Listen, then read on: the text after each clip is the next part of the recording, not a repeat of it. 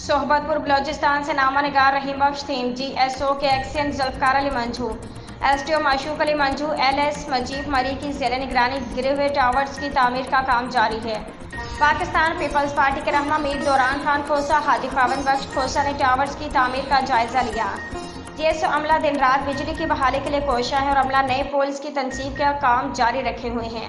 Action Zulfiqar Ali Manju, SDO Mashooq Ali Manju और line superintendent मजीब मरी ने मीडिया से गुफ्तगू करते हुए कहा कि GSO का अमला और लेबर दिन रात गिरे हुए टावर्स की जगह पर नए पोल्स लगाने के काम में मसरूफ़ हैं। इंशाअल्लाह आज शाम या रात तक 12 से सोहबतपुर ग्रिड स्टेशन को बिजली की फरहमी बहाल हो जाएगी।